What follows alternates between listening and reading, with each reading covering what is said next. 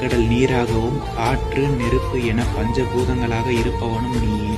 82 என்ற எண்ணாகவும் அகார உகார எழுத்தாகவும் ஆகி இசையுடன் கூடிய தேவார பண்ணாகவும் 7 ஸ்வரங்களான சரிகம பதனிசா என்ற ராக எழுத்தாகவும் உள்ளவனும் நீயே.